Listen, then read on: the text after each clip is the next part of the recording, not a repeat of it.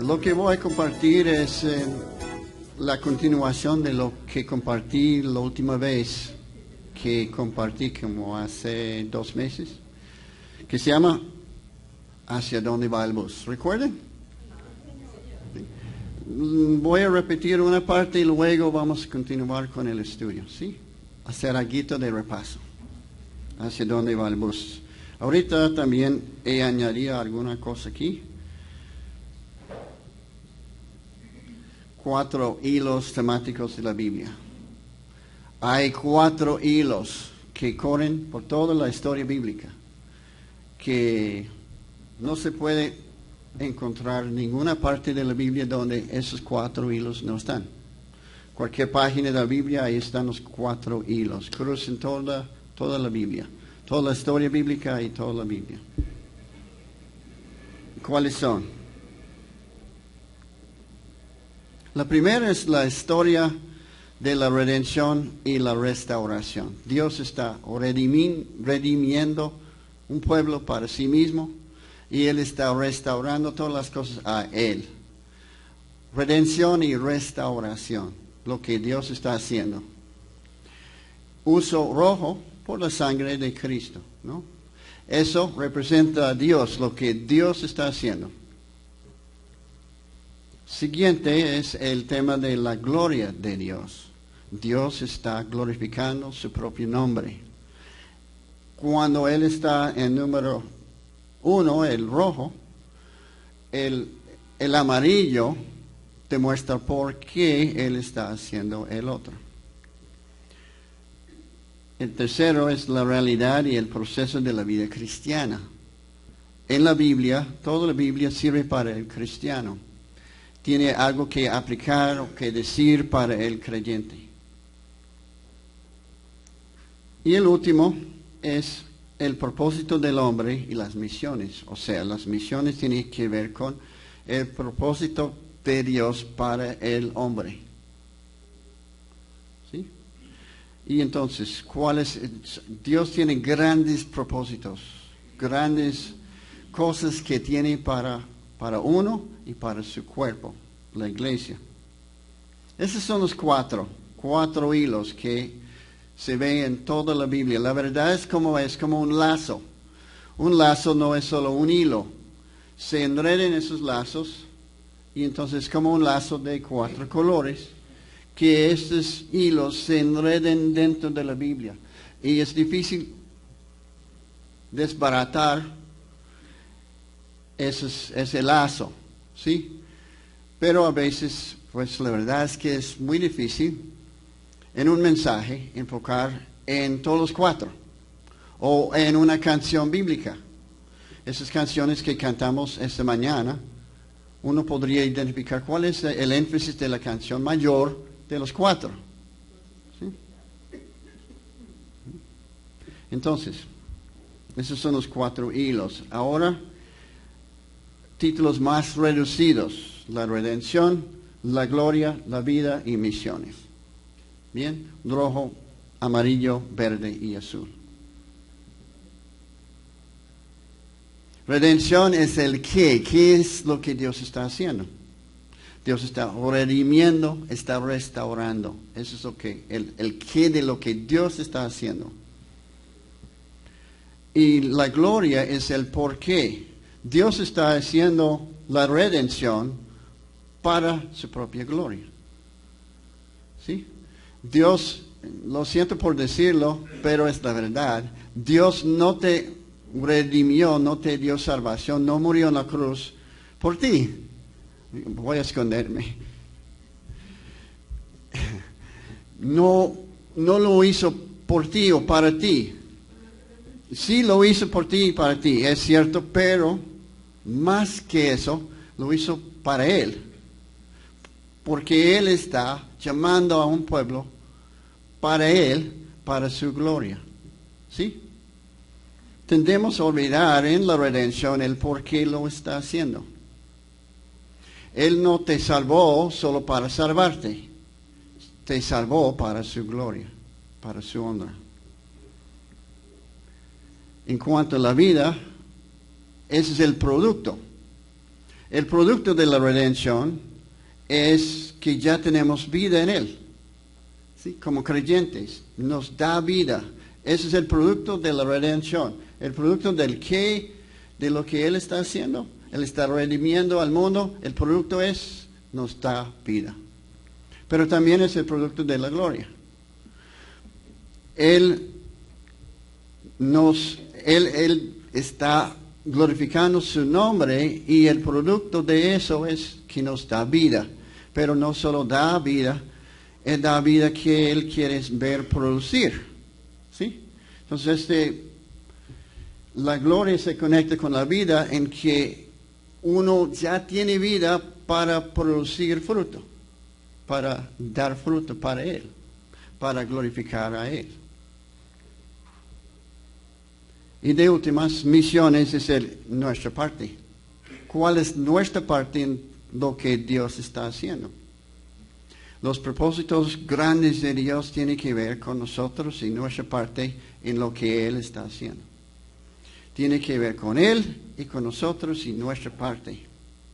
Y por eso el nombre de misiones, aunque la palabra misiones podría hasta complicar número 4, el azul, por las cantidades de cucarachas que tenemos en nuestra mente sobre esa palabra. Pero lo que quiero comunicar con el azul es que tiene que ver con nuestra parte en lo que Dios está haciendo en el mundo. Ahora, no es hasta que se haya visto un texto bíblico desde todos esos ángulos o facetas que se logre uno comprenderla por completo. Cualquier texto de la Biblia no lo vas a comprender por completo hasta que lo hayas visto desde el rojo, el amarillo, el verde y el azul. Si solo ves rojo en la Biblia, solo tienes un cuarto parte de lo que hay aquí. ¿Sí? Si tu perspectiva es Dios me salvó y voy a mirar la Biblia siempre desde la faceta, la perspectiva de que me salvó, solo tienes una parte, una faceta. Si lo miras y ves que también hay gloria ahí, ya tienes la mitad. Pero ya cuando uno empieza a mirar qué tiene aquí para mi vida, ya tienes 3/4. ¿Y cuál es mi parte? Ya lo tienes completo. ¿Qué está Dios diciendo aquí para mí? ¿Qué tengo que hacer? ¿Sí? Tenemos que mirar la Biblia desde esas 4 facetas y no solo uno. Sin embargo, nuestro estudio de hoy viene de la verde y el azul. Tiene que ver con la vida cristiana y nuestra parte. No tienen mucho que ver con la gloria ni la redención. Pero tenemos que tener esas cosas en cuenta. Es la base. Bien, vamos a seguir con el estudio. ¿Hacia dónde va ese hombre? Una vez, un hombre ahí en Bogotá se levantó muy de mañana, se bañó, se vistió muy bien, salió a la calle y ahí se puso en el paradero de buses y ahí estaba parado. Pero un policía al otro lado de la calle lo vio y él estaba ahí mucho rato y vio que, ¿qué hace este hombre que nunca coge ningún bus? ¿Por qué no coge ningún bus? Entonces decidió acercarse. Señor, ¿te puedo ayudar? Veo que no has cogido ningún bus todavía y ha pasado muchos buses. ¿Te puedo ayudar? No, gracias, dijo. Estoy bien.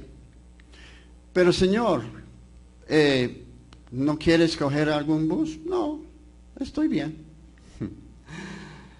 ¿Para qué levantarse y meterse donde se cogen los buses si no vas a ningún lado? ¿Sí? Y así es la vida de muchas personas. No tienen ningún propósito, no saben para dónde van, pero se levantan todos los días para bañarse y actúan como si tuvieran un propósito en la vida, pero ni idea tienen. de hacia dónde van. Como creyentes tenemos un propósito y Dios nos ha revelado cuál es ese propósito. Y vamos a estudiar un poco sobre eso esta mañana. Todos los buses están o en movimiento, van hacia adelante o hacia atrás o están estáticos. La vida cristiana, a veces estamos yendo hacia atrás. Eso no es bueno. Tenemos que ir hacia adelante, pero ir hacia adelante no es bueno si no tenemos una idea hacia dónde vamos. Quedarse estático tampoco es bueno. Estar estacionado y no estar moviendo hacia donde uno debe estar yendo, tampoco eso es bueno. En las ciudades, los buses dan vueltas, lo llamamos rutas. Están siempre dando la misma ruta. Repiten y repiten la misma ruta. En la vida cristiana no es bueno terminar en un ciclo vicioso de hacer lo mismo y lo mismo y lo mismo y nunca llegar lejos. Dios quiere vernos llegar a un destino. Entonces debemos ser como las flotas. Las flotas van de una ciudad a otra ciudad, tienen un destino final. Tenemos que ser como las flotas y no como esos buses de las ciudades. Y debemos asegurarnos que el destino final hacia donde vamos es el correcto. Pero, ¿cómo? ¿Cómo se puede asegurar, saber que el destino final que tenemos es el correcto? ¿Cómo se puede saber? ¿Cómo se sabe? Muy bien. Se sabe con la Biblia. La Biblia nos dice el destino final del creyente y de la iglesia. Tenemos que definir sobre el bus. Ese es el bus. Bien. Tiene una puerta aquí atrás, aquí una adelante. Uno va metiéndose en el bus. ¿Qué representa eso? Creer. Ya estamos como creyentes en el bus. Si no estamos en el bus, no somos creyentes. ¿Cómo se llama el bus? ¿Qué es el bus? ¿La iglesia? Muy bien. La iglesia son los que están sentados en el bus. Realmente no es... Esto no es la iglesia. La iglesia no es físico, es personas, son gente. Entonces la iglesia se siente en el bus. Grupo de personas sentadas en el bus. Bien, entonces, ¿qué es el bus? Más adelante vamos a definir qué es el bus en sí. Bien. Pero ahora estamos preguntando hacia dónde va. ¿Quién es el conductor? Dios es el que dirige el bus. Muy bien. ¿Cómo se sabe el destino correcto? Hay que tener una meta final bíblica. No cualquiera. No es abrir la Biblia y leer, entonces, y Judas se fue y se ahorcó. Ya tengo mi destino bíblico. No. Tiene que ser un destino final que todos podríamos decir, hacia eso vamos todos. ¿Sí? Hay una raya final. Y estamos todos corriendo hacia esa raya final. Hebreos 12:1. Por tanto, también nosotros, que estamos rodeados de una multitud tan grande de testigos, despojémonos del lastre que nos estorba, en especial del pecado que nos asedia, y corramos con perseverancia la carrera que tenemos por delante. Note que es en plural, está hablando, el autor está animándonos a correr la carrera juntos, todos corriendo juntos. Y no está diciendo, corre tú, está diciendo, corremos nosotros. Tenemos que todos correr, no solo uno. Es una cosa unida, toda la iglesia, todos nosotros juntos, yendo en la misma dirección. ¿Y cuál es la meta final que Dios tiene para la iglesia?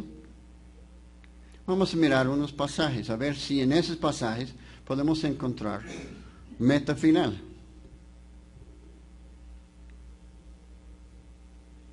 ¿Qué quiere Dios para nosotros de acuerdo a ese pasaje en Efesios? Dice, esposos, amen a sus esposas, así como Cristo amó a la iglesia y se entregó por ella para hacerla santa.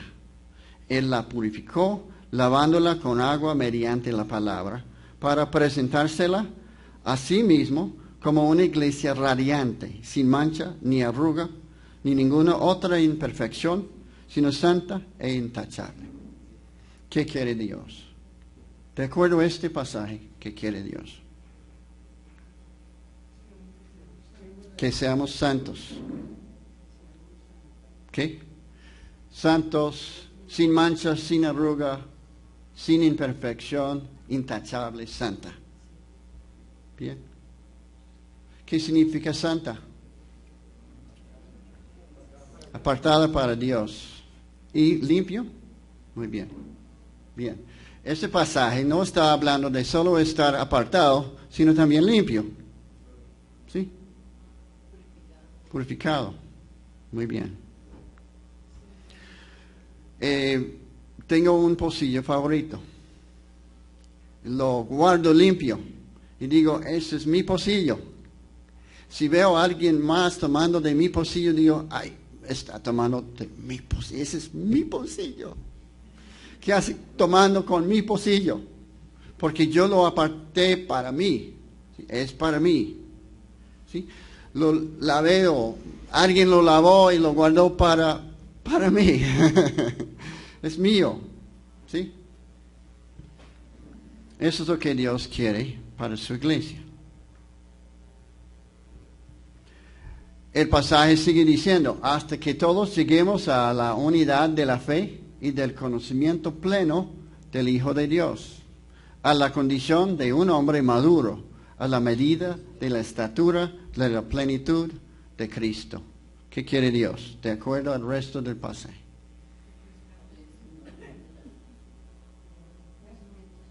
Crecimiento espiritual. ¿Hacia qué? Hacia la madurez espiritual. ¿Qué más? La plenitud en Cristo. Todo lo que es Cristo, esa es la meta. ¿Sí? ¿Cristo es santa? Y la meta entonces es ser como Él. En todo lo que es Él. Significa que tengo que dejar esa ropa, ponerme una bata y sandalias y caminar como Jesús caminaba. Es por dentro. La esencia es su carácter.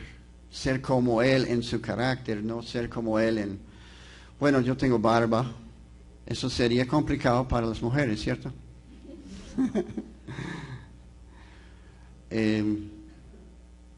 No significa que tengo que convertirme en judío para ser como Jesús.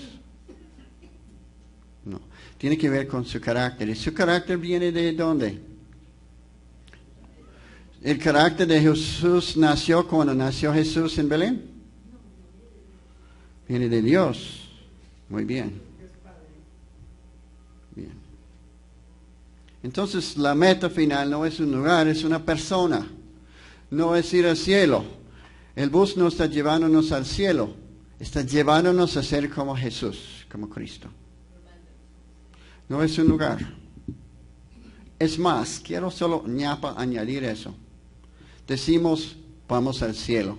Hablamos del cielo con los inconversos, que hay que querer o hay que ir al cielo al morir. Pero a veces dividimos eso como si el cielo fuera un lugar tan especial y tan bonito, pero olvidamos que realmente ese lugar es donde Dios está. Lo hablamos como, calles de oro. ¿Sí? Tan bonito. Pero miramos que la persona que hizo el lugar, hace el lugar lo que es el lugar. Si Dios no está ahí, ¿para qué ir allá? ¿Sí? El cielo de Dios. Debemos decir el cielo de Dios porque a veces dividimos y olvidamos que el cielo tiene que ver con Dios. Vamos al cielo porque vamos a ser como Dios y Él nos va a hacernos como Él. ¿Sí? Y ese es el destino para el creyente, por Él y por causa de Él, porque Él nos va a convertir como Cristo al morir y nos lleva a ese sitio. Pero realmente no se trata de un sitio, se trata de una persona. Bien, la plenitud de Cristo. Cuando Cristo estaba haciendo discípulos, ¿cuál era su meta con los 12 discípulos? Él tenía 12. ¿Cuál fue su meta con ellos? ¿Recuerden? Creo que vimos eso hace 2 meses. ¿Alguien recuerde? Enviarlos, muy bien. Por eso se llaman apóstoles. La palabra apóstol significa enviado, discípulo, aprendiz. Para llegar a ser enviado, de ser primero discípulo o aprendiz, hay un proceso. Entre ser aprendiz y ser enviado. Hay todo un proceso. ¿Sí? Vamos a ver algo sobre ese proceso.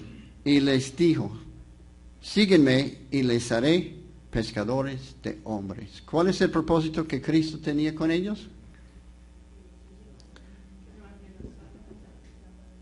Muy bien. Que llegaran a ser pescadores de hombres, que pudieran llevar el mensaje del Evangelio a otros, pescar hombres. Ellos estaban pescando peces, convirtiendo peces en pescado. Cristo llega y dice, sígueme y les haré pescadores de hombres. Siguiente día ya eran pescadores de hombres. No, era un proceso. Tenían que meterse en ese proceso. ¿Cómo se metieron en el proceso? Siguiéndole. Tenían que seguirle para poder ser hechos pescadores de hombres. Al final de la historia, no es el final de la historia. Al inicio de la historia que vemos en Hechos, el libro de Hechos, tenemos la historia del día de Pentecostés. ¿Qué pasó ahí?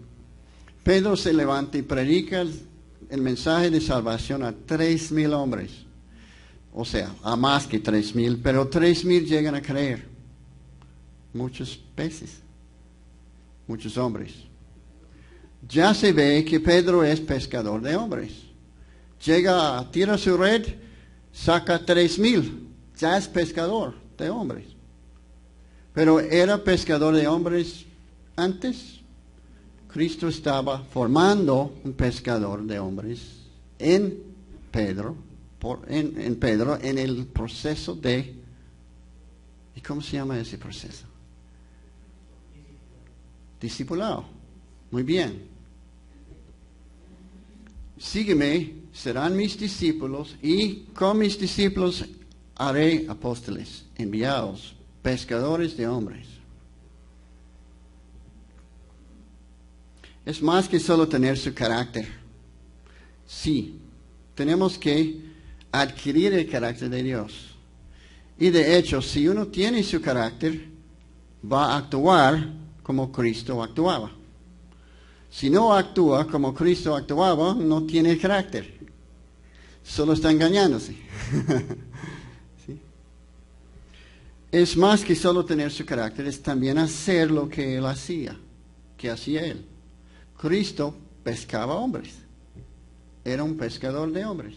El mejor pescador de hombres invitó a sus futuros discípulos a seguirle para convertirles a ellos en lo que él ya era. Pescador de hombres. Él estaba invitándoles es como decir, si yo soy el mejor carpintero del mundo y les invito a seguirme para convertirles en buenos carpinteros, entonces ustedes me miran y dicen, ese es el mejor carpintero del mundo, yo les sigo. Ellos vieron a Jesús como el mejor pescador de hombres que hay en el mundo y dicen, vale seguirlo. Les siguieron para aprender del mejor cómo hacer lo que él estaba diciendo. Yo les voy a enseñar cómo pescar hombres. Voy a convertirles en pescadores de hombres. Ahora, ¿cuál es la meta final que Dios tiene para ti, para el individuo, para uno? Es la misma que tiene para la iglesia. Vamos a mirar unos pasajes. Nosotros anunciamos a Cristo, amonestando a todo hombre y enseñando a todo hombre en toda sabiduría, a fin de presentar perfecto en Cristo Jesús a todo hombre. ¿Cuál es la meta de Pablo al decir todo eso? Con la palabra todo, todo, todo, todo. ¿Cuál es la meta? La meta es la salvación. Dice, nosotros anunciamos a Cristo, amonestando a todo hombre, enseñando a todo hombre, a fin de ver a todo hombre creer en Cristo. ¿Eso qué dice? No, va más allá que solo creer. Dice, a fin de presentar perfecto en Cristo Jesús a todo hombre. Perfecto significa maduro, ¿sí? Esa madurez es la meta final. Es la santidad, es ser como Cristo. Todo eso, la plenitud de Cristo, ser maduro. Y eso es para todo hombre. Eso era la meta de Pablo para cualquier hombre, para todos. O sea, Pablo tenía algo que decir a cualquier hombre. Si se encontraba con alguien incrédulo, tenía algo que decirle. Si se encontraba con un nuevo creyente, tenía algo que decirle. Si se encontraba con un creyente que ya yendo a la madurez, pero no ha llegado, tenía algo que decirle. Es ayudar a cualquier hombre, no importa en cuál estación está o cuál lugar en su vida cristiana o antes de conocer a Cristo. Hay algo que decir, hay algo que ayudar, hay algo que compartir para cualquier hombre. Porque la meta es presentar a todo hombre perfecto en Cristo.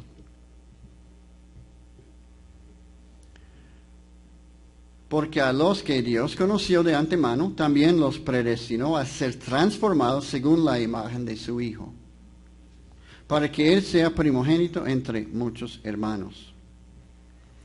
Nos conoció de antemano, nos predestinó, ¿para qué?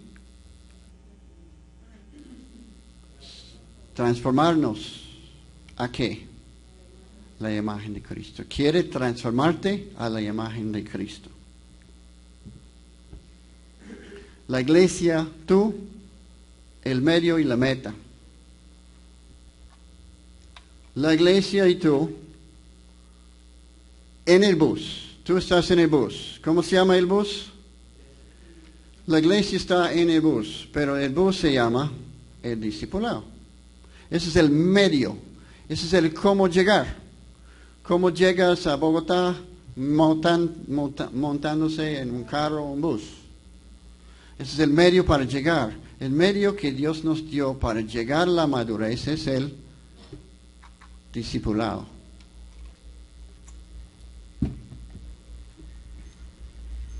Y el discipulado se divide en dos cosas. Primero hay el discipulado personal. El discipulado personal es tu relación con Dios. Tú discipulándose a sí mismo, desarrollando tu relación con Dios. ¿Sí? Tú sabes que hay una relación con Dios y que tienes que atender esa relación. Si no lo atiendes, entonces se daña, hay que desarrollar esa relación.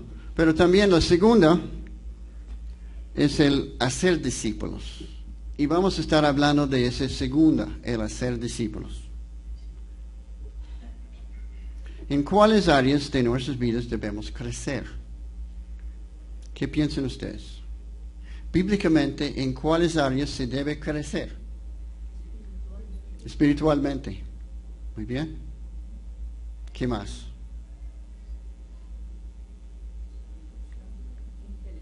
Intelectualmente.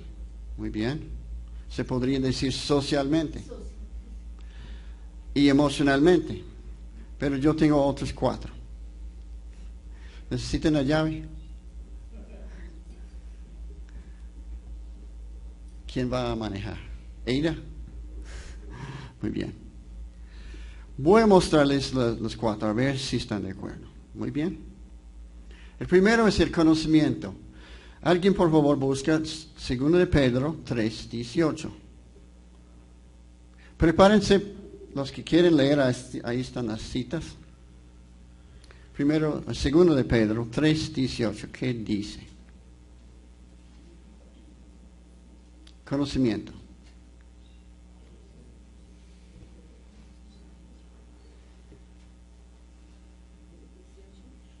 Sí. ¿Qué dice alguien?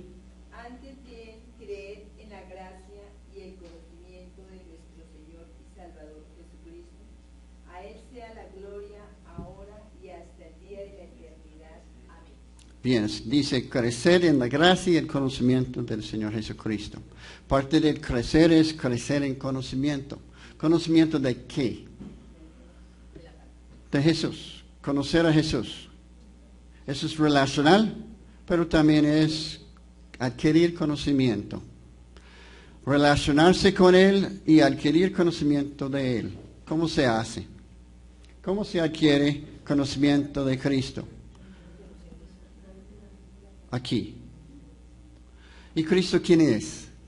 Es Dios. Hay que conocer a Dios a través de su palabra. Bien. ¿Qué creen que será el título del siguiente? ¿Qué creen que va a aparecer ahí? Ok, vamos a mirar. Dice fe. Colosenses 2:7. ¿Alguien? Colosenses 2:7. Arraigados y sobreedificados en él, y confirmados en la fe, así como habéis sido enseñados, abundando en acciones de gracia. Muy bien, la fe. Pienso yo que primero tenemos que conocer algo. Abrimos la Biblia, estudiamos la Biblia y logramos a conocer algo sobre Jesús, sobre Dios, sobre lo que Él quiere para uno. Conocimiento. Pero ese conocimiento no puede quedarse ahí. Uno tiene que ¿qué? Creerlo. Eso es fe. Uno primero lo conoce y luego tiene que decidir, ¿lo creo o no? Si no lo creo, grave. Pero si lo veo ahí está, y lo creo, ahora puedo seguir creciendo. Primero lo tengo aquí, ahora lo creo, ¿y qué sigue? ¿Qué es lo siguiente?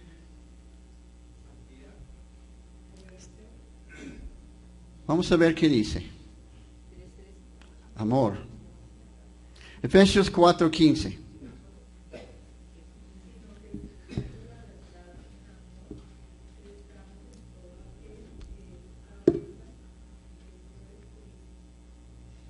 Hablando la verdad en amor, crezcamos.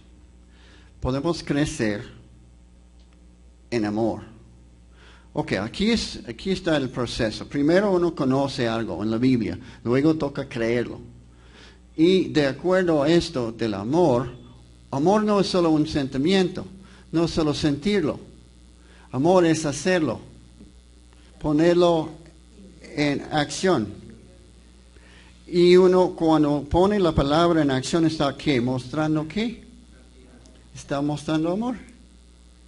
¿Hacia el prójimo o hacia Dios? Y eso es lo que algunos dijeron, obediencia.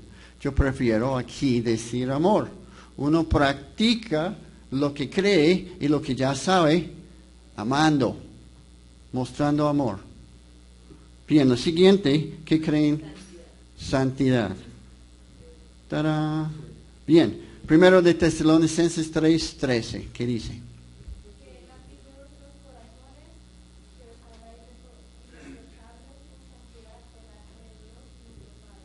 Muy bien. Santidad. Dios quiere vernos crecer primero en nuestro conocimiento. Lo conozco, ahora tengo que creerlo. Cuando ya lo creo, lo pongo en acción, amando. Y cuando amo, ¿qué produce? Santidad. Ese es el ciclo de la vida cristiana. Conocer algo, creerlo, ponerlo en la práctica y produce santidad en la vida. Entonces inicia con conocimiento, pasa a la fe, luego al amor y la santidad y repita. Pero esa repetición, si se basa en el primer conocimiento, ya no es un conocimiento mental solamente, porque ya es experimental. Ya has experimentado algo y ya puedes seguir creciendo, no solo sobre lo que ya sabes, sino lo que sabes porque lo has vivido, lo has experimentado, lo has puesto en la práctica y se produjo santidad en tu vida. Ya con ese conocimiento puedes seguir creciendo, poniéndolo otra vez en la práctica. Volviendo a decirlo, la iglesia, tú, el medio y la meta. Hay dos tipos de discipulado. El bus es el discipulado personal y el hacer discípulos. Vamos a hablar del hacer discípulos, que es esa parte.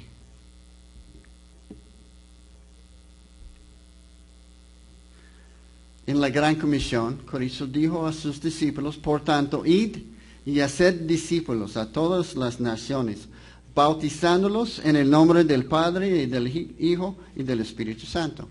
Él dijo a ellos y a nosotros, hagan discípulos. El énfasis del versículo no es en ir, sino en lo que hay que hacer al ir, porque realmente el concepto es, mientras vayan, hagan discípulos.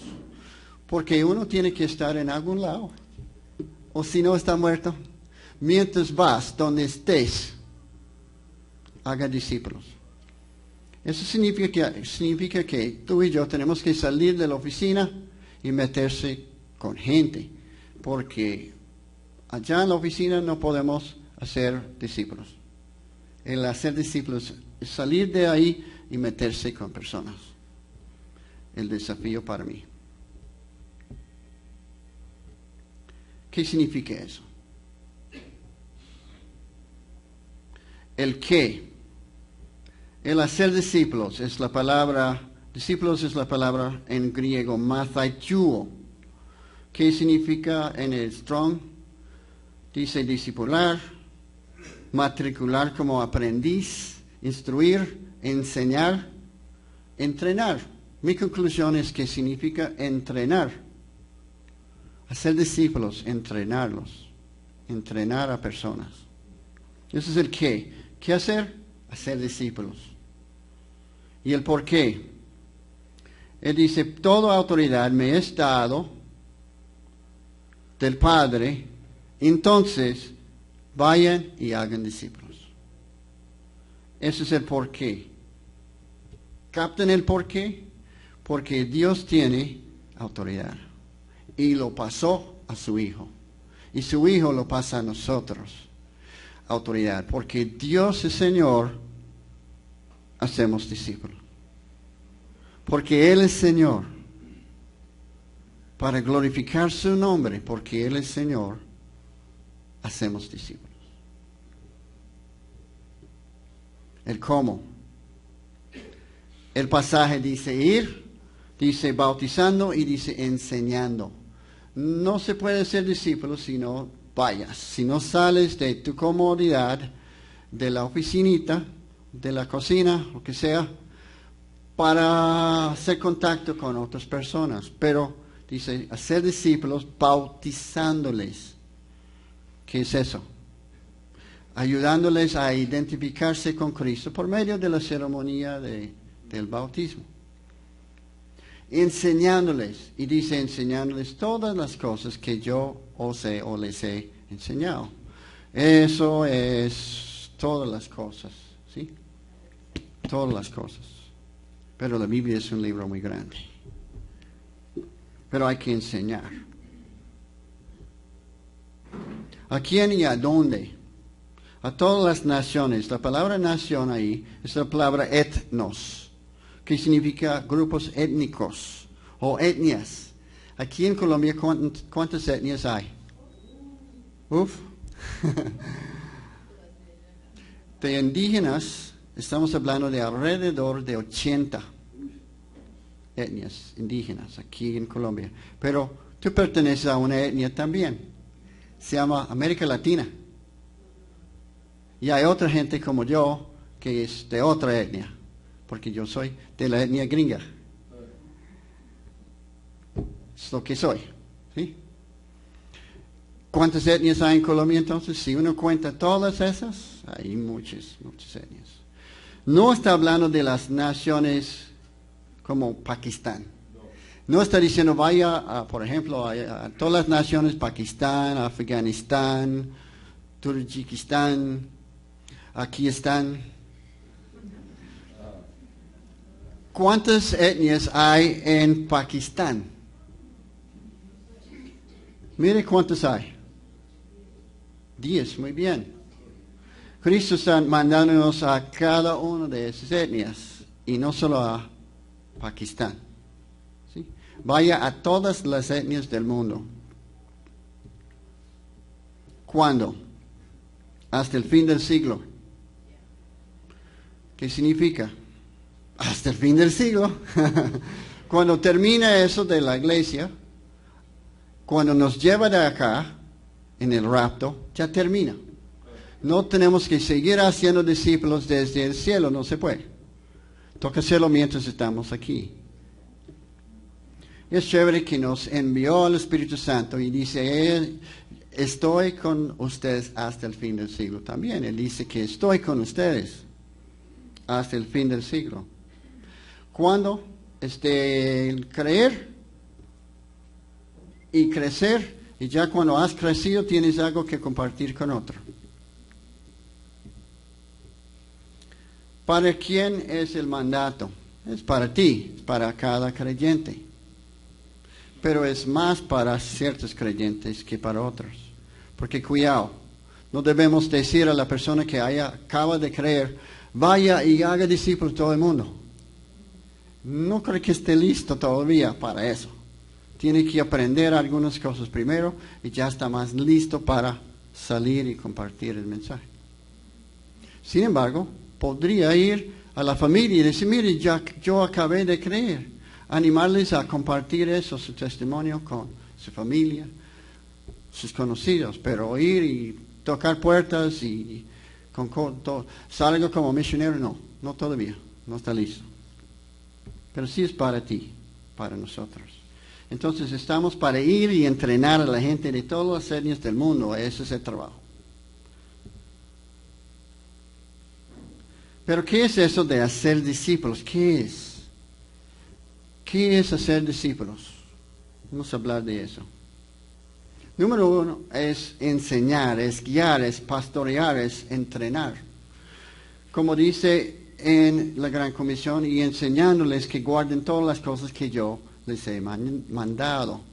Es enseñar todo el consejo de Dios. Todas las cosas que Dios nos ha dado. No está diciendo que toda la letra roja en Mateo, Marcos, Lucas y Juan y Hechos y Apocalipsis. Solamente lo que Jesús ha dicho. No está diciendo eso. O si fuera así, nuestra Biblia sería mucho más pequeña. Y solo letra roja. ¿Sí? Es todo lo que nos ha mandado y dado. Porque Cristo es Dios. Y también es esencialmente espiritual. El hacer discípulos es esencialmente una obra espiritual en la vida de otros. Pero, eso dicho, Aunque es específicamente un entrenamiento espiritual, incluye otras áreas, o podría, como lo social, como lo mental, como lo físico, a enseñar destrezas, hábitos. Lo que ayudaría a la persona a madurar y desarrollarse aún para ser un mejor siervo de Dios. Les cuento que hubo un tiempo en mi vida cuando no supe manejar carro. No tuve pase. Un día, cuando tenía 16, 17 años, fui a tomar el curso de conducción de carro. Mi papá me llevó a la escuela y papá, métete en el carro. Papá, no. Me metí, ya estaba nervioso. Ahora, acelera. Y viene una pared de la escuela. Dice, pare, mi papá. Yo no paro como cuando él lo dice. Y él, pare. Y estábamos así por un buen rato. Y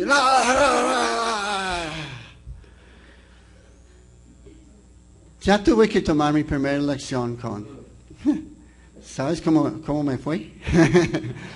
No muy bien.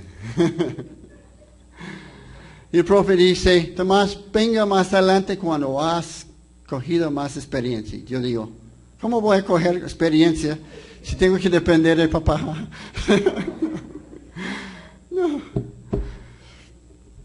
No vuelvo a aprender sino hasta 25 años. Donde mis amigos, todos alrededor mío, mi jefe y mis amigos dicen, Tomás, tienes que aprender a conducir. Yo digo, sí, pero no tengo ayuda. Dicen, nosotros te ayudamos. ¿Así? ¿Cómo? Dijeron, alquila un carro. ¿Cómo? Mi jefe dice, alquilo el carro, tú lo pagas. Listo. Alquilamos un Ford Escort, un carrito pequeño. Y ahí estamos.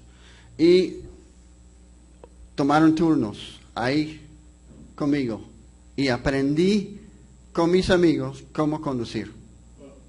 Tomé el examen la primera vez y fallé. Pero la segunda vez lo pasé. Gracias a Dios por mis amigos. De eso se trata el discipulado. No es solo espiritual. Es cualquier cosa que si hay algo trancando su progreso hay que enseñarle para que progresa. Para que puede, como ser humano y siervo de Dios, puede progresar y servir mejor. Cualquier cosa. Y también, ¿ven esos muebles? No es muy claro aquí en este lado. A ver si es un luz. ¿Sí? Este aquí es el mueble viejo y ese ya es el mueble siendo restaurado. Es restaurativo y constructivo el discipulado. Como dice Gálatas 6:1, hermanos, aun si alguno es sorprendido en alguna falta, ustedes que son espirituales, restáurenlo en un espíritu de mansedumbre, mirándote a ti mismo, no sea que tú también seas tentado. Restaurar. ¿Quiénes restauran a quiénes? Muy bien. En ese caso dice, hermanos, los que son espirituales, los que son más maduros, restauran al que cayó en pecado. Es restaurativo. De hecho, todo el discipulado es así. No solo es cuando alguien haya caído en pecado. Porque ¿quién no tiene algún pecado en su vida? ¿Con qué está luchando? ¿Sí? Entonces el discipulado es ayudar a la persona a hacerle frente con su debilidad y su pecado y crecer. Es restaurativo. Dios está restaurándonos a una imagen anterior, como éramos cuando antes de pecar, como Adán era, como Eva era.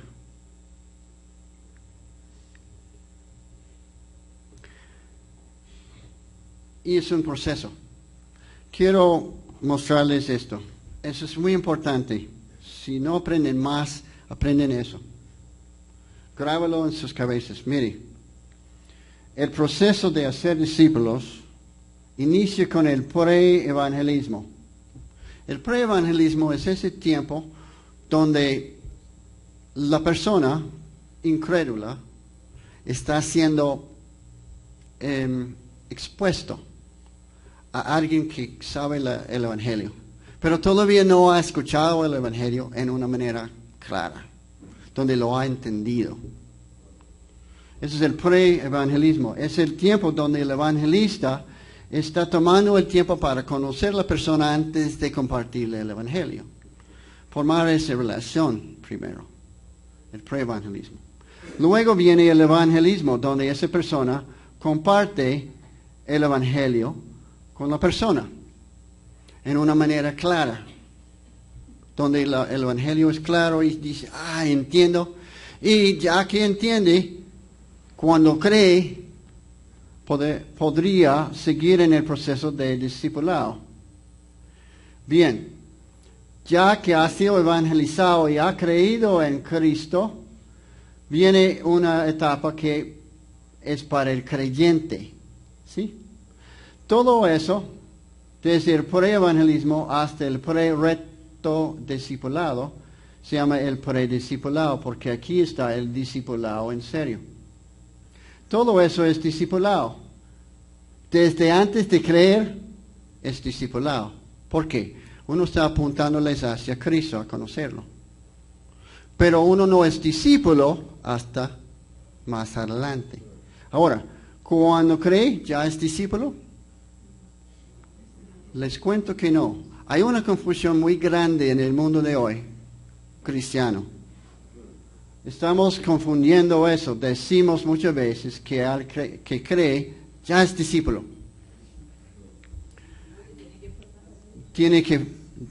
Hay un libro pequeño que tenemos ahí en la biblioteca en el instituto, se llama Los discípulos se hacen, no nacen. Cristo nos envía a hacer discípulos, pero primero hay que ayudarles a creer.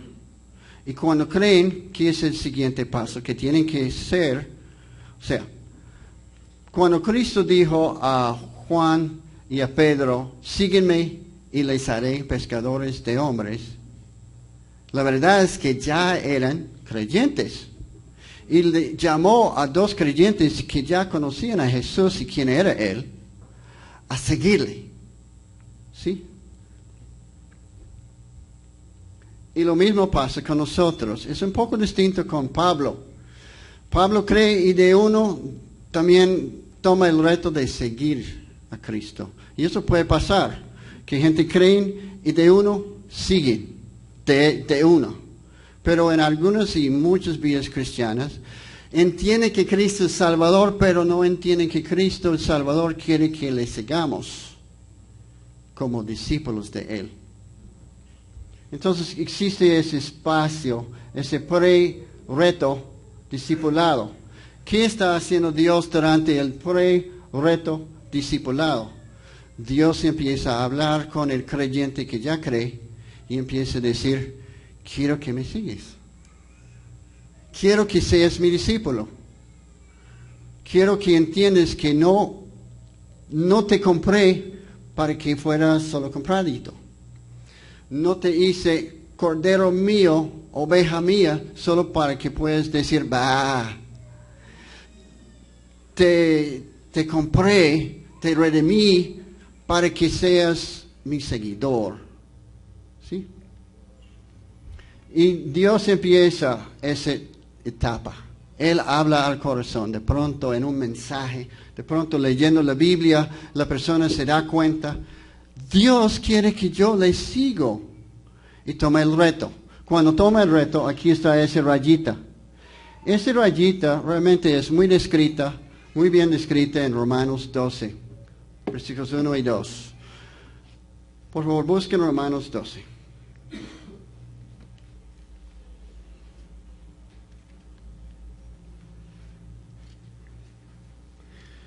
Romanos 12:1.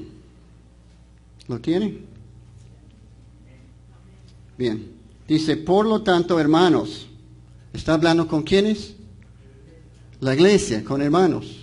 No está diciendo, incrédulos tienen que presentar sus vidas. No.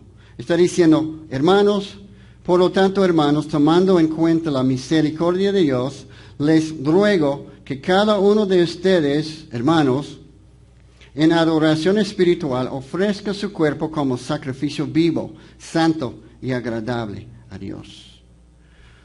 Él está diciendo, tomen el reto, de acuerdo a las misericordias de Dios, a ofrecerse como sacrificio vivo. ¿Qué es un sacrificio vivo? No está muerto. No hay que darle baja. No hay que sacarle sangre. Es un sacrificio que vive. Y entonces, Él está diciendo, vive para mí. Considérase como muerto para sí mismo, pero vivo para mí.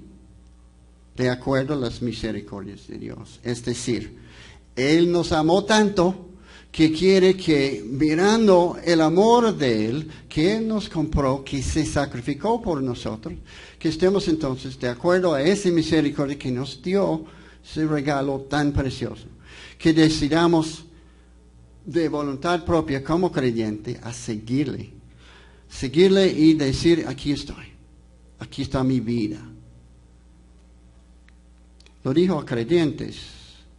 Si lo hubiera dicho a incrédulos, entonces, es cierto entonces, que uno tiene que decidir seguir a Cristo y la señoría de Cristo desde día uno.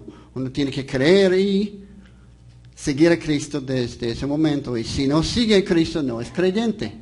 Pero no, la Biblia no enseña eso. La Biblia enseña, uno cree y luego en algún momento entrega su vida a Cristo. Claro, como dije, algunos entregan su vida de una, porque lo captan. Y cuando lo captan y deciden que sí, ahí van. Eso es lo que pasó con Pablo. Pero solo porque pasó con Pablo, así no significa que él dice que toca hacerlo así. Él dice, Pablo escribió Romanos 12, 1. Él dice, hermanos, entréguese completamente al Señor. Cuando exista esa entrega, cuando el creyente toma el reto, ya se hace discípulo. ¿Y qué hay que hacer? Seguir entregando. No es una sola entrega. No es firmar un papel y decir yo doy todo lo que soy y todo lo que siempre seré al Señor y ya firmado y ya me entregué y ya. Hay que seguir entregándose. Uno es discípulo hoy y si sigue entregándose, sigue siendo discípulo. Si decide no seguir entregándose, deja de ser discípulo, sigue siendo creyente. ¿Y qué va a hacer Dios cuando decidamos retrasarnos? Él vuelva a donde estábamos antes. Él empieza a hablar al corazón, a llamarnos a Él de nuevo, a entregar. Así es Dios. Dejámoslo ahí. Vamos a orar.